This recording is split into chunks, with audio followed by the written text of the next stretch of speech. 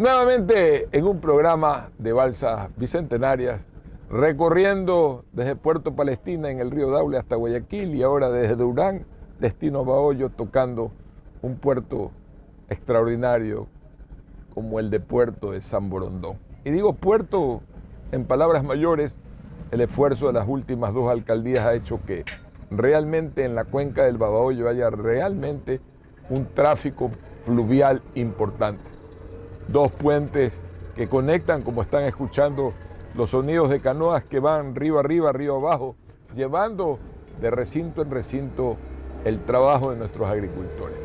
Este programa está auspiciado por la Prefectura del Guayas, liderada por Susana González, y la producción de la Fundación Garza Roja.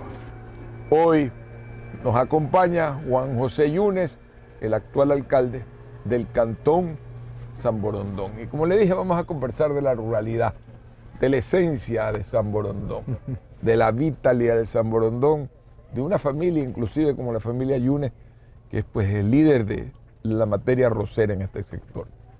Juan José, una alegría tenerlo usted en este programa, señor alcalde, bienvenido. Muchísimas gracias, Ramón, y qué gusto poder recibirlos aquí en San Borondón, un cantón que siempre recibe a todo el mundo con los brazos abiertos. Como usted lo venía diciendo, tenemos mucho que dar, muchísimo que dar y sobre todo muchísima historia que contar sobre estos ríos, tanto que se ha trasladado, y sobre esta tierra, tanto ha dado por el país. Usted, como ser humano, ¿qué siente cuando se siente frente al Babahoyo? Bueno, el río Babahoyo en general está en mi vida, Mi abuelo, mi bisabuelo en realidad vino del Líbano, y la historia de nuestra familia habla de que mi bisabuela venía ya embarazada de mi abuelo. Y su actividad principal fue en el transporte fluvial, una actividad que mi abuelo también luego la continuó y la mejoró de cierta forma, porque al ver que la mayoría de productos que se transportaba era el arroz, ellos comenzaron a trabajar junto a mi abuela María Parra Arriaga, una familia de San Borondón de toda la vida. Comenzaron a incursionar también ya en la siembra, y no solamente en la comercialización, sino también en el sembrío y luego también en la industrialización del arroz. Entonces, el río está en mis venas, ha estado de toda mi vida. Incluso hay anécdotas, múltiples anécdotas en mi familia en el tema del río, lo cual siempre ver el río es recordar un poco la historia que llevo como familia Yunes.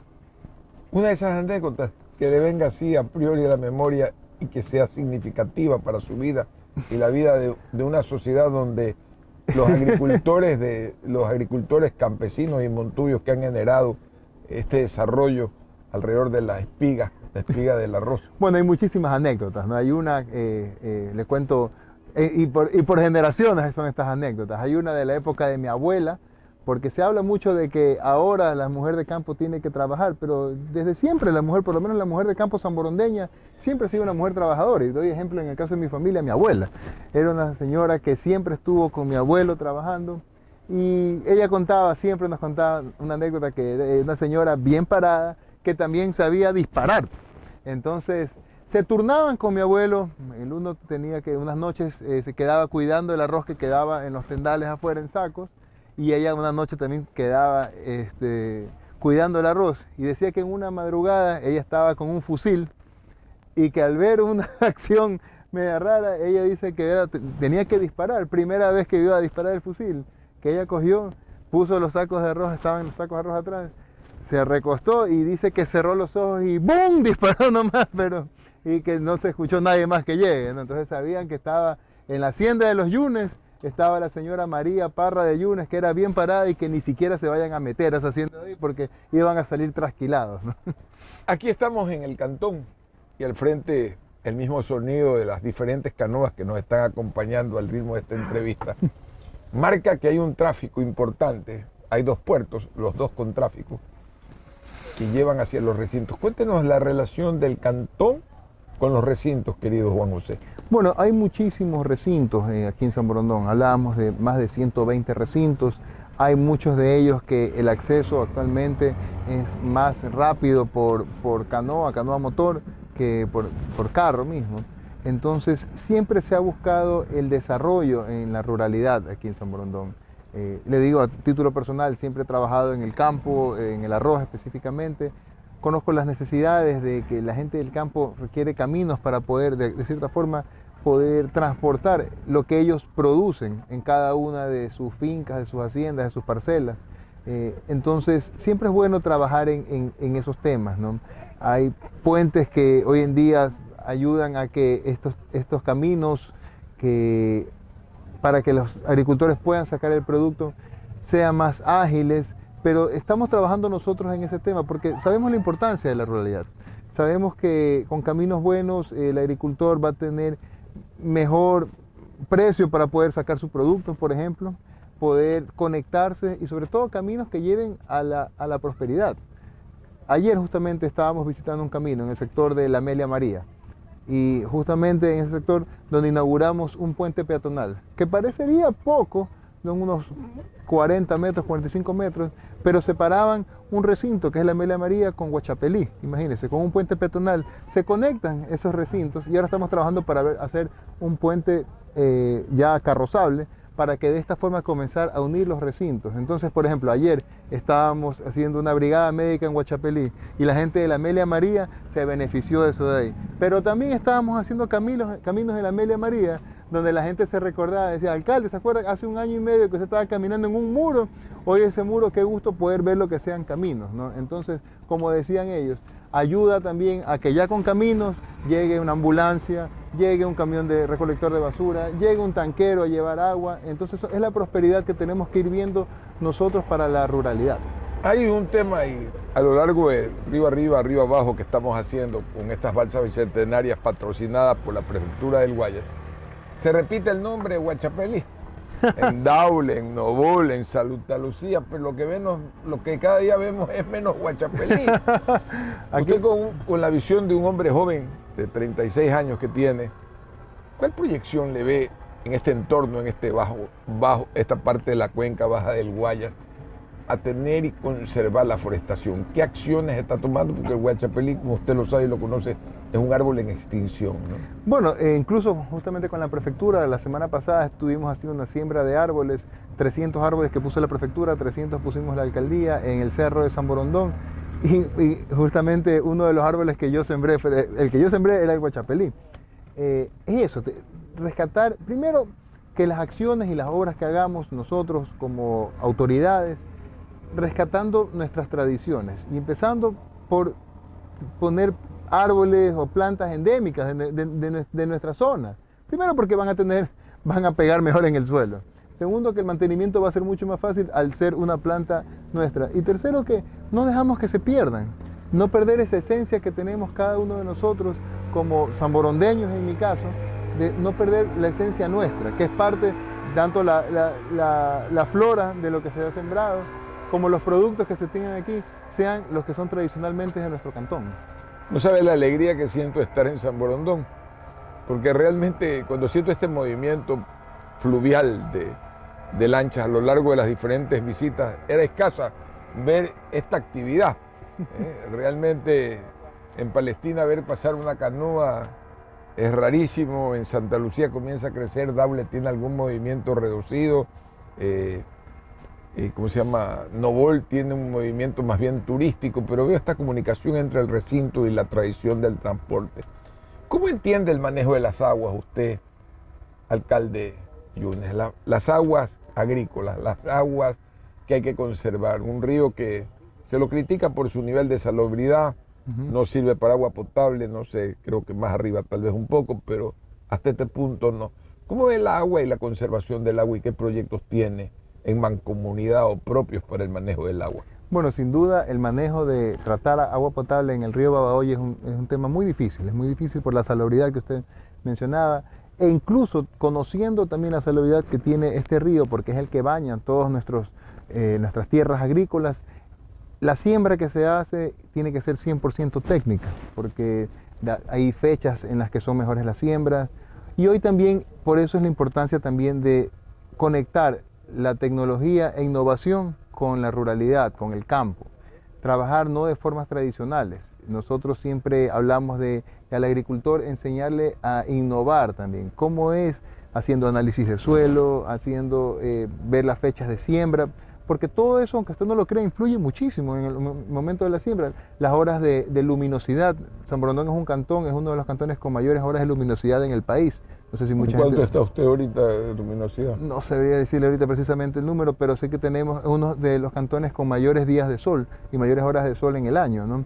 Hay días que son las fechas en las que generalmente hay más luminosidad y que en el momento de la floración del arroz es cuando necesita más luminosidad. Entonces lo empuja a que crezca y crezca mejor. Por eso, modestia aparte, tenemos el mejor arroz del Ecuador. Pero los dauleños dicen que son la capital Montuvia el arroz y usted es el mejor arroz. Yo soy el mejor arroz. ¿Cómo es?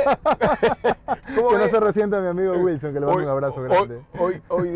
Hoy día en estos tiempos, San Borondón y Daule están formando una mancomunidad en algunas cosas, ¿no? El puente, otro tipo. ¿Qué otro tipo de mancomunidad? Porque tienen un aporte donde se empata y usted empata también con Salitre, con otro cantón importante de la cuenca del Guayas.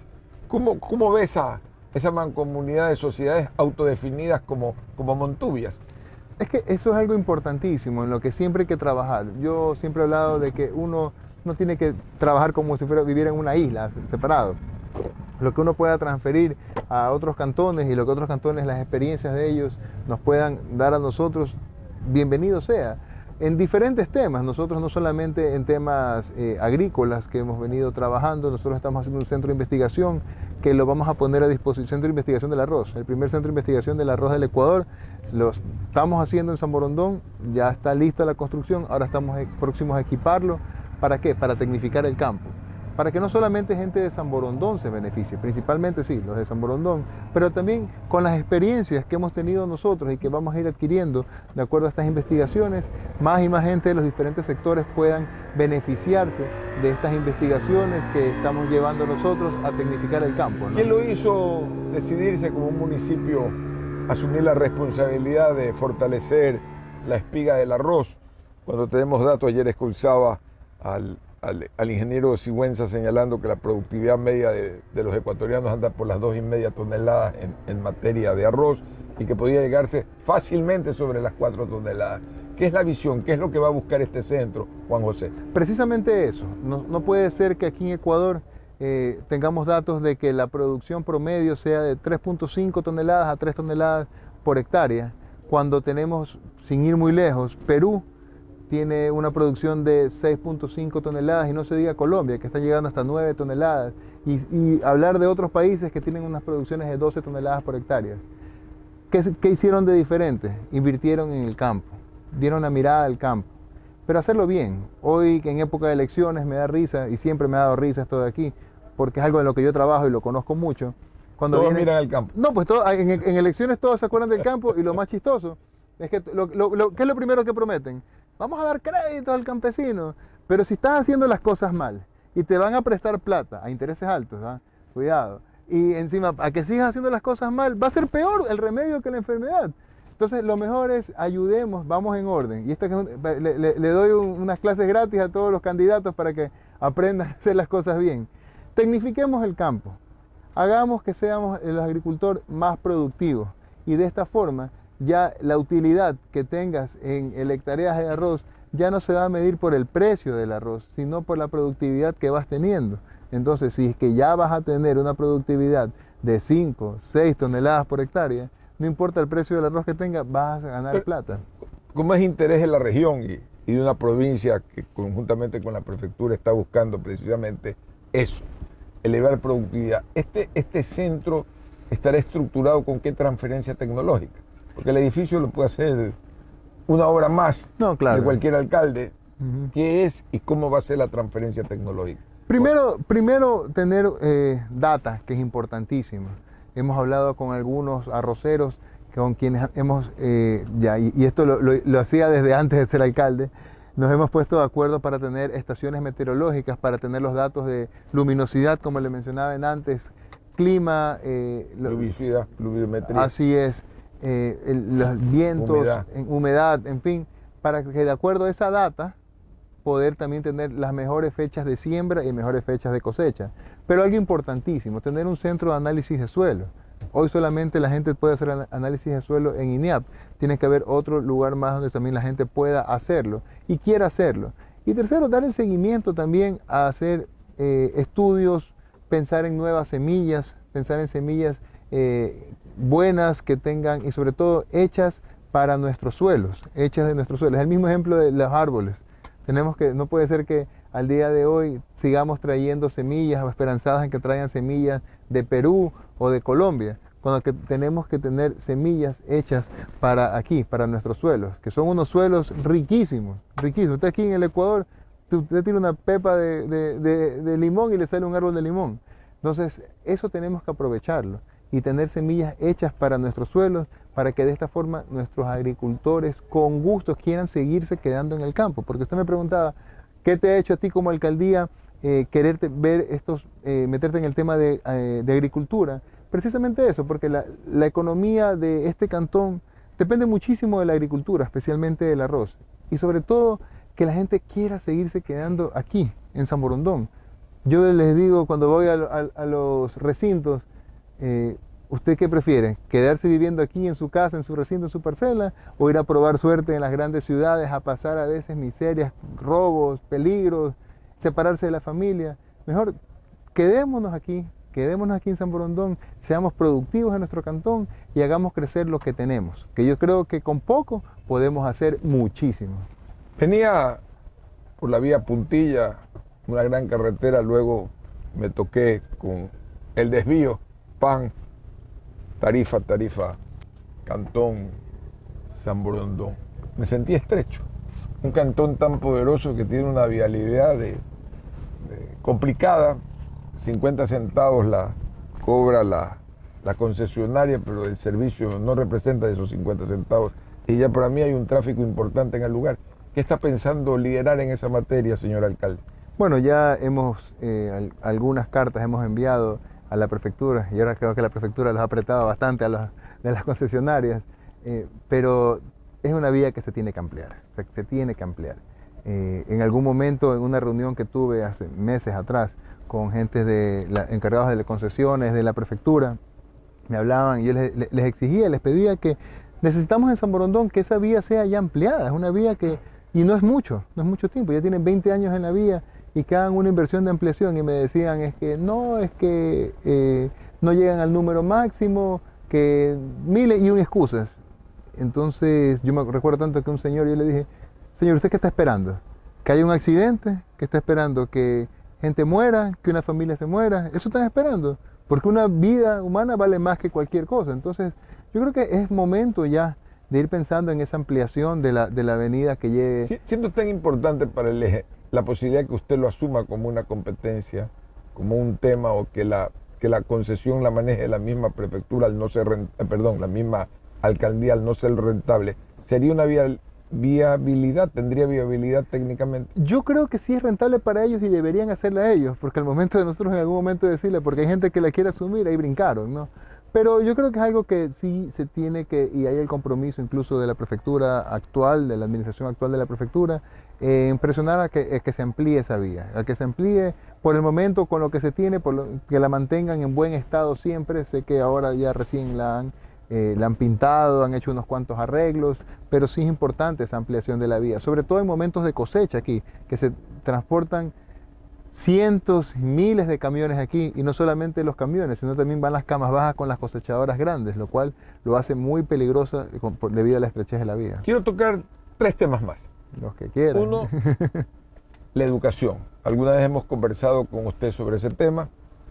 El otro tema que es importante, ha hecho un énfasis importante este cantón en la ruralidad, sobre el arte. Conversemos primero sobre esos 2 temas. ¿Qué énfasis y por qué le está dando énfasis al arte? Tenemos un museo muy bonito aquí en San Borondón que vale la pena conocer y reconocer. Cuéntenos un poco.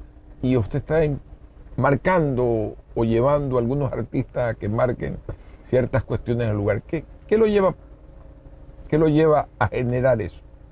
Porque nosotros, cuando entramos a la alcaldía hace ya más de 1 año y medio atrás, hablábamos siempre de una administración que el eje transversal tiene que ser la innovación. Y para mí parte de la innovación es el arte, la cultura, que nosotros estamos impulsando muchísimo aquí en San Borondón. Empezando por rescatar nuestras tradiciones. Usted hablaba de la Casa Museo, que recientemente le hicimos un arreglo completo a la Casa Museo, rescatando, por ejemplo, la iglesia de San Borondón, que tiene tantos años, que tiene tanta historia, dándole un arreglo al campanario, que tiene tanta historia aquí en San Borondón. Y el arte, sobre todo, tiene que ver con innovación, porque es parte de la libertad en el que el artista se pueda expresar, en el que el artista pueda hacer lo que siente, ¿no? Entonces yo soy un fiel creyente de dejar estas libertades de que el artista se exprese, porque esto ayuda sobre todo a una sociedad a que comience a crear más y más cosas, que ayudarán también a que crezca la ciudad como tal. Y en educación, ¿qué tipo de alcances está haciendo, que no es una competencia viable en materia municipal? ¿Qué está haciendo? Miren, hablando otra vez del tema de ruralidad, ¿qué es lo que en algún momento intentaron hacer los que no conocen cómo funciona la ruralidad como tal? ¿Usted recuerda años atrás que quisieron cerrar las escuelitas, sí, claro, las pequeñas escuelitas rurales? Las unidocentes que se llaman. Así es, así es. Hay muchas escuelitas pequeñas en las zonas rurales, en el que yo recuerdo en esa época que yo era arrocero y recorría los sectores, y con pena ver a conocidos que no podían muchas veces, dejaron los hijos de estudiar, porque les costaba un dinero más o menos tener que sacar todos los días a los niños de los diferentes recintos para ir a las grandes escuelas. ¿Qué es lo que buscamos nosotros? Arreglar estas escuelas rurales, hoy que ya definitivamente se quedaron las escuelas rurales en los diferentes recintos. Hemos arreglado ya nosotros escuelas, algunas escuelas. Recientemente, el año pasado, arreglamos íntegramente una escuela en otro recinto que se llama Huachapelices, no Huachapelí, que era en el Huachapelices, otro recinto más. Este año el recinto Río Seco, arreglamos una escuela donde en esa escuela asisten más de 500 niños, imagínense. Una escuela, la arreglamos íntegramente. Y seguimos haciendo cerramientos en escuelas, sobre todo en diferentes recintos, en la escuela de Los Espinos que la arreglamos, la de General Gómez que hemos arreglado escuelas en Vista Alegre, hemos hecho las escuelas de aquí, en el recinto, en el sector de La Palma también hemos arreglado la escuela de acá. Con un amigo aquí, de mi amigo Fernando Valverde, que está aquí acompañándonos, él por una gestión que hicimos cuando él estaba hace 2 años atrás, ¿verdad? Que estaba en Pan2Go, una gestión que se hizo con la solidaridad sobre todo de la gente. Se arregló la escuela de San Miguel, aquí en el sector del río Babahoyo. Entonces, esas acciones yo creo que son importantísimas en el ámbito de educación, sobre todo para que la gente de la zona rural tenga una escuela de calidad. No el hecho de que estés en una zona rural estés olvidado, sino que es parte de llevar este bienestar a los diferentes sectores. Sumado a las acciones que hacemos nosotros aquí en San Borondón, de entregar tablets a los mejores graduados, nosotros mediante convenios con Ecotec, damos becas a los mejores estudiantes de San Borondón, a los abanderados y escoltas se les da beca completa en la Universidad de Ecotec, aquí en San Borondón.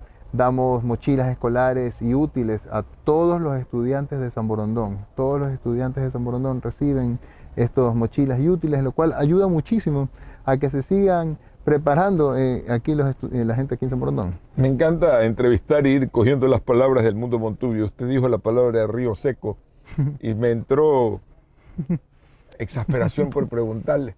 Usted conoce que uno de los problemas que están es el anegamiento del río principal, del Babahoyo, el Daule, y del gran río Guayaquil, o río Guayas, como se llama. Pero hay una visión, y usted como agricultor, al igual que yo, gente dedicada a la agricultura de una u otra, veo mucho, pero mucho estero asolvado. Uh-huh. ¿Qué reflexión puede hacer en esa materia? Mire, siempre hemos hablado de que en el campo lo que se requiere principalmente son 2 cosas. Uno es los caminos que estábamos hablando y otra limpieza de canales. Eso es algo importantísimo, que nosotros hemos venido desde el día 1 trabajando. Hemos limpiado cientos de canales aquí, lo cual ayuda muchísimo tanto en el ingreso o las sacadas de aguas en el momento de la siembra. Los drenajes como en el fluido del agua. Así es. Te lo dice técnicamente, yo lo digo como si fuera un No, Montuya. Está bien. Pero, para que entre mejor el agua al coco. Para que me entiendan. Pero eso es importantísimo, porque ayuda, es parte de la tecnificación del campo que yo siempre he hablado. Y tenemos que seguirlo haciendo. Es importante en los diferentes sectores de los recintos aquí en San Borondón. Hemos puesto retroexcavadoras limpiando canales, tanto en el sector de Río Seco, como en el sector de acá del río Babahoyo, como en el sector de Barrancas, que también así lo requieren. Y que muchas veces por la intervención del hombre se han tapado todos estos esteros, quitando la fluidez del agua, ¿no? Entonces es un tema fundamental, sobre todo en el campo. Un tema más, porque podríamos hablar de muchas cosas, pero me encantaría cerrar esto con otra anécdota de la abuela o del abuelo, que son interesantes. Otra anécdota en el río, una sí, buenísima. Venga. Y es de mi papá, incluso está aquí con mi abuela. ¿Usted sabe dónde nació mi papá? ¿No? ¿En el río? Bueno, mi papá vivía, mis abuelos vivían en la hacienda Monterrey. Aquí en San Borondón, pero cerca de Yaguachi. El gran coco, ¿cómo nació? Claro. Cuéntanos. Mi abuela estaba con los dolores de parto y ya lo llevaban a Guayaquil a dar a luz. Y ya llegando a Guayaquil, ya casi que mi papá salía a la cabeza, ya estaba Así que mi papá casi que nació en una canoa. Veo usted, mucha gente que ha vivido en el campo le ha pasado esa experiencia. Una alegría haberlo entrevistado. Sirve como un documento de la realidad. Breve invitación, pero sobre todo narra un poco la obra que está haciendo alrededor de este cantón pequeño pero hermoso. Yo le decía, y con toda cuestión no venía 6, 8 años quizás, y he visto un cambio tremendo en el lugar, una circulación fluida del tráfico fluvial conjuntamente con lo urbano. Cuéntenos qué más está haciendo. Bueno, sí, diferentes obras aquí en San Borondón, no solamente aquí en el sector del río Babahoyo, que hemos hecho algo importantísimo, sobre todo en recintos que su principal acceso es por canoa motor. Hemos hecho muelles para que la gente pueda llegar con facilidad, así como el muelle que tenemos aquí.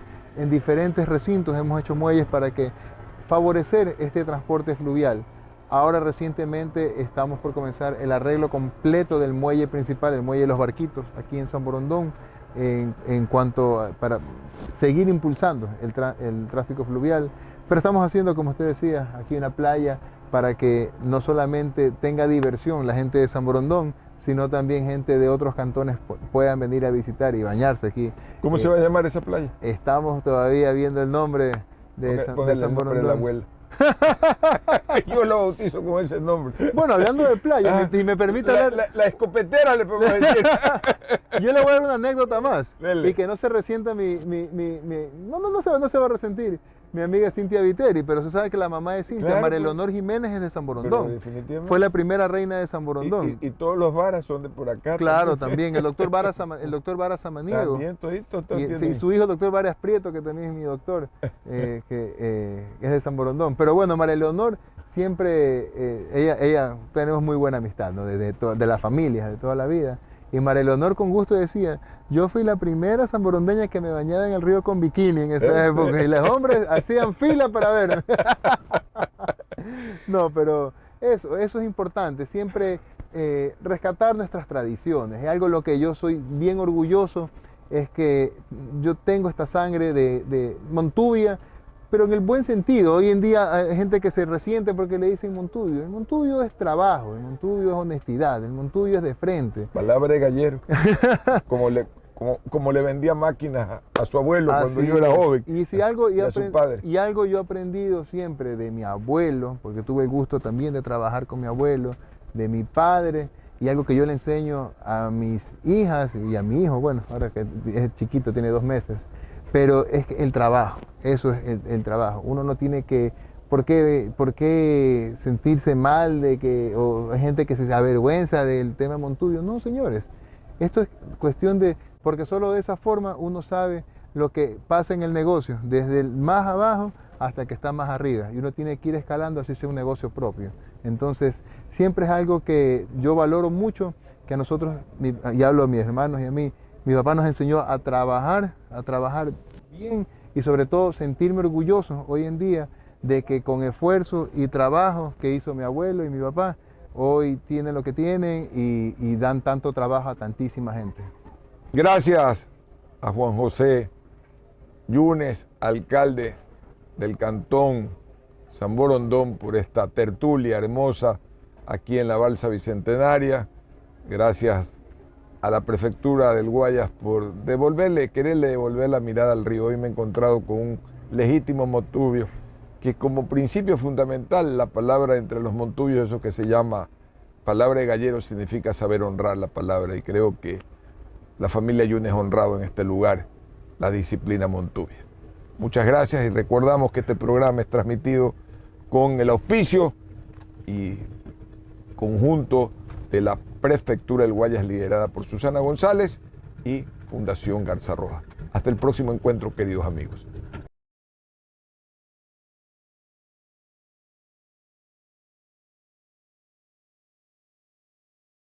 Nuevamente en un programa de la Balsa Bicentenaria, auspiciado por la Prefectura del Guayas, liderada por Susana González, y el apoyo logístico de Fundación Garza Roja, creando y buscando memoria entre los ríos e intentando que la gente mire el río, vuelva a mirarlo, pero no mirarlo solo con los ojos, sino en la comprensión y la dimensión de una sociedad que es históricamente pluvial y fluvial. Aquí estamos nada más que nada menos con el licenciado Hermel Aguirre González, ciudadano del cantón de Balsapamba, de Bolívar. ¿Qué hace por estos lares? ¿Cómo llegó acá al Guayaquil, formando ese gran número de seres humanos que bajan de la montaña, ¿sí?, y llegan a nuestra tierra? Bueno, pues una vez que me gradué de profesor, vine a Guayaquil, y Guayaquil me abrió las puertas, los brazos y su corazón, de lo cual yo vivo muy, pero muy agradecido. Tuve la oportunidad de desempeñarme como profesor en uno de los colegios más tradicionales y prestigiosos que tiene Guayaquil, el Colegio San José La Salle. Y por ahí pasaron muchísimos alumnos que llegaron a ocupar grandes cargos, responsabilidades, y ahora son profesionales muy prestigiosos. Cuéntenos un poco su relación con San Borondón. Estoy de aquí de paso y me dicen, aquí lo tenemos a don Hermes, para que usted convoque y converse con él. ¿Qué lo relaciona con este cantón fluvial, donde ahorita, como estamos volviendo a oír el sonido de las canoas, anuncian que este es un lugar productivo, este es un lugar de río? Bueno, yo lo conocí hace muchísimos años por una casualidad. Era rector el popular, célebre sacerdote, doctor Luis Arias Altamirano. Entonces, a través de un amigo me traía y conocí este colegio, pero no lo que es ahora San Borondón, pues. Estamos hablando de unos 45 años atrás. Esto ha cambiado, pero diametralmente. Es ahora un cantón, uno de los cantones más hermosos que tiene la provincia del Guayas. Y ahora, con este marco maravilloso, siendo entrevistado por su prestigiosa institución, que entiendo que esto se ha de pasar por Radio Tropicana. Magnífico. Ya he tenido la oportunidad de participar ahí. Doña Scarlett Palmiño me hizo una entrevista cuando se cumplió el aniversario del gran poeta Medardo Ángel Silva. Y ahora me da la oportunidad con dos temas que le pedí. Sí, el uno, la relación de una ciudadana del San Borondón con ese gran intelectual peruano, Palma. Y la otra sobre un colorista que ha hecho un trabajo interesante, un colorista también de origen de San Borondón, que ha hecho un trabajo interesante en la columna de los próceres, coloreándolo. Vamos con el primero. Gracias, Ramoncito. Bueno, Acabamos de celebrar el homenaje a la independencia de Guayaquil, no con bombos y platillos debido a la pandemia, pero se le ha hecho un homenaje. Pero no se ha dicho algunos aspectos muy importantes. Por ejemplo, todo el mundo habla que llegaron los 3 venezolanos, León de Febres Cordero, Luis Urdaneta y Letamendi. Pero nadie dice cómo y por qué llegaron. Y los orígenes están nada menos que en el capítulo 6 de las tradiciones peruanas del libro de Ricardo Palma, que ahora me acabo de enterar, es del abuelo de la señora Inés. O sea, tatarabuelo. Inés, Emparentado por el tatarabuelo. ¿qué apellido es la señora? Bueno, entonces de esta señora que por la mamá es Palma. Sí. Ya. Entonces, qué maravilloso. ¿Cuál es lo que trata Ricardo Palma ahí? De que El capítulo que le dedica a Guayaquil. Claro. Como región, no solo como ciudad. no a Guayaquil, a las 2 damas, Sí. a Manuelita Sáenz y a Rosita Campuzano. ¿Qué es lo que señala? Cuando Manuelita Sáenz va con el libertador Simón Bolívar, después de que ya el Ecuador estaba liberado con la batalla de Pichincha, van con sus tropas al Perú, a liberar el Perú. Y entonces estaba en el Perú el batallón Numancia, muy conocido. Y ahí estuvo al servicio de los realistas el hermano de Manuelita Sáenz, el general José María Sáenz. Y también estaban ahí León Febres Cordero, Luis Urdaneta y Miguel Letamendi. Y en las fiestas que daba Manuelita Sáenz, ya con Rosita Campuzano, la una amante del libertador Simón Bolívar y la otra amante del general José de San Martín. Entonces ahí estas 2 damas hacen cambiar de idea a los militares y ellos acogen la causa patriota y llegan a saber los generales que dirigían el Numancia y los ponen en la calle a estos 3 venezolanos. Con esta realidad vienen a parar en el puerto de Guayaquil. Esta es la razón. Por eso es que el general José de San Martín, al haber tenido la oportunidad de que estos militares se cambiaron, se viraron, el general San Martín pudo hacer su ingreso con su ejército tranquilamente al Perú, porque ya no tuvo la oposición del batallón Numancia. Y en vista de esto, les condecoró a las 2 damas, a Manuelita Sáenz y a Rosita Campuzano, con las medallas de oro, las caballeresas del sol.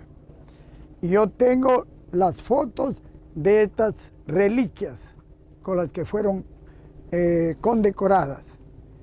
Y aquí una anécdota cortísima. Cuando Manuelita Sáenz ya del Perú fue a Colombia y el libertador se despidió para irse a morir en Europa, llegó solo hasta Santa Marta. A Manuelita Sáenz no le quedó sino regresarse a su patria y vino trayendo la medalla que le dio el general San Martín.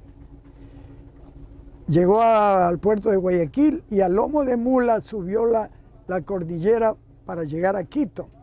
Pero estaba en el gobierno el doctor Vicente Rocafuerte y por orden de Juan José Flores, que ya se habían unido, le dice: no me dejes entrar a esta mujer a Quito. Y un pelotón en Guaranda le dijo: alto, usted se regresa al Perú. Y ahí en Guaranda tuvo que dejar vendiendo esta medalla de oro, las caballeresas del sol. Y esta medalla está en manos de una familia Dávila en Guaranda. ¿Ya usted? Ahora cuéntenos de el artista salvadorense que tiene el talento para dar gran color a las esculturas. Bueno, cuéntenos un poco. Guayaquil acaba de cometer una tremenda injusticia de no haber reconocido el centenario del Parque Centenario. ¿Cierto? El Parque Centenario fue inaugurado el 9 de octubre de 1920, puesto el nombre de Parque Centenario para celebrar los 100 años de la independencia de Guayaquil, que fue el 9 de octubre de 1820. Entonces, en el año de 1920 cumple 100 años. Y luego, ahí es inaugurado. Y ahora, el 9 de octubre del 2020, cumple 100 años de la inauguración del parque.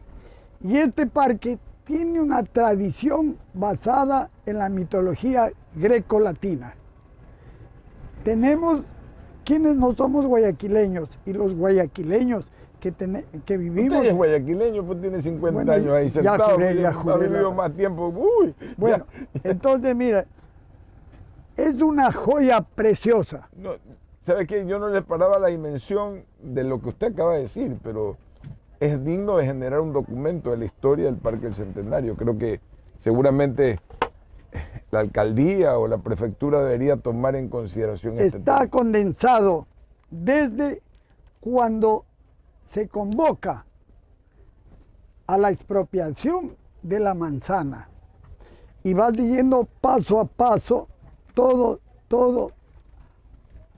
Qué interesante. Pero ya existe, este es el homenaje escrito, la memoria escrita. Está escrita, pero falta publicarse. ¿Quién la escribió? Su amigo. Ah, Entonces, pero aquí viene lo novedoso. Si tomamos las fotos, la dama es una experta fotógrafa, ¿ya? Entonces, las fotos que nos dan las estatuillas no son un poco oscuras, ¿no? Porque son de granito, de mármol, unas. Entonces, pero ahora con la técnica, y justamente un hijo de Federico es un experto colorista, entonces se puede rescatar las imágenes dándole color, al color natural. Y así es como, por ejemplo, aquí, solo con esto te vamos a dar una idea.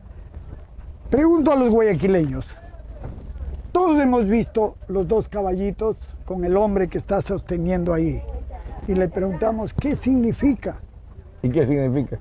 Bueno, los mismos que dirigen la cultura en el municipio dijeron, claro, eso significa la fuerza, el poder de la ciudad de Guayaquil. No, señores, esto está basado en la mitología greco-latina o romana. El caballo significa las pasiones, los sentimientos, porque las pasiones y los sentimientos en el hombre es como un caballo desbocado, que el hombre tiene que sostenerlo, porque si no, ¿qué pasaría?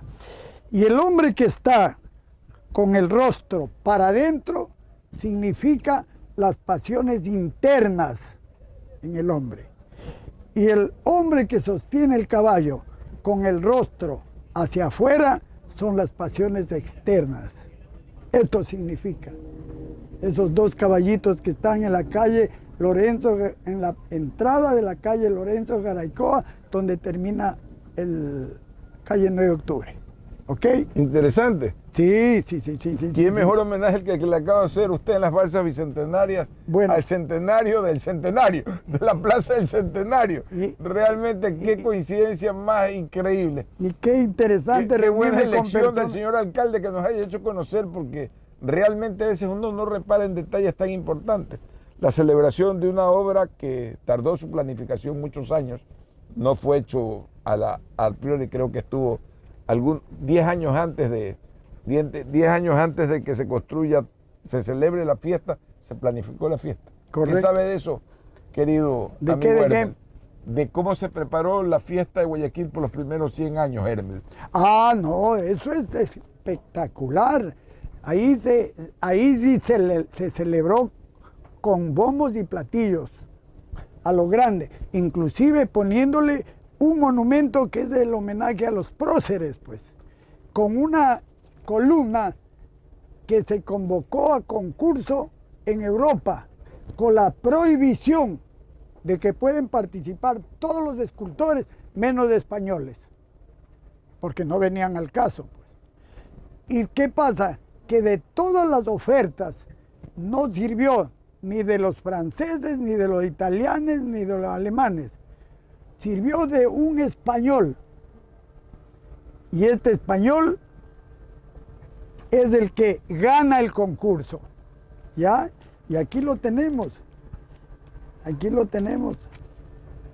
Aquí está este caballero. Miren.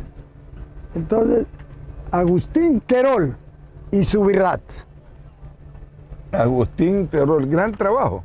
Ya. Homenaje Bicentenario Guinfor Futuro, Cultura y Cultura Turística, GAT Prefectura 2020. Un trabajo extraordinario el que usted... Pero ¿qué es lo que pasa, don Ramón? Diga De usted. que mientras avanzaba la construcción del monumento y sus estatuillas, muere el escultor. Y entonces, Entonces asume el ayudante, el que está aquí, Folgueras. Ya, aquí está Folgueras. Folleras. Y él, Folgueras Doistúa. Doitúa. Significa... Y él continúa, más o menos el otro había dejado en 70%. Él avanza un 10% más y muere también. Y aparece José Montserrat. Montserrat Portela. Exactamente. Y él termina la columna y las estatuillas. Y pueden... Pero ¿qué pasa? Terminado ya la columna y las estatuillas, no podían traer porque estábamos en plena Segunda Guerra Mundial. Y, En plena Primera Guerra Mundial. Había terminado la Primera Guerra Mundial. perdón, había Había- terminado la Primera Guerra Mundial. Estábamos en Guerra Mundial. Sí, pero... Entonces no se podía traer las cajas enormes, ¿ya? Hasta que el encargado de esto era don Víctor Manuel Rendón, ¿ya? Y bueno, tuvo que pedir posada que le encarguen, hasta cuando ya terminó la guerra, pudieron traer. Y estas cajas enormes que venían en barco, en pleno océano, se mueve una tempestad, y las cajas se iban a ir a pique. ¿Y? Y lograron estabilizarle, pero por un milagro de Dios, ¿ya? Y se pudo volver la calma y pudieron llegar las cajas al puerto de Guayaquil para poder instalar uno de los parques más hermosos, una joya preciosa que tiene Guayaquil.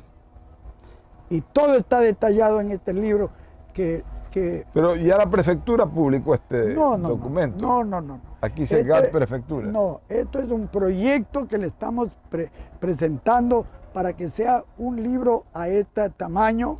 Ya. Esto es un borrador para que aquí conte toda la tradición, toda la historia verdadera en solo 98 páginas. Toda la historia de la independencia de Guayaquil hasta inclusive todos los cantones. Por eso, mire, aquí podemos ver cómo está ahora distribuida la provincia del Guayas. Está distribuido, Ahí se olvidó el pedazo del Perú, que también era parte del Ecuador. está distribuido Se comió por acá, hasta distritos. acá llega todavía la provincia de Guayaquil. Ya. Bueno, pero esto es cuando se nos llevaron los peruanos. Entonces, Se esto es olvidó el ese pedazo. distrito número 5. ¿Ya?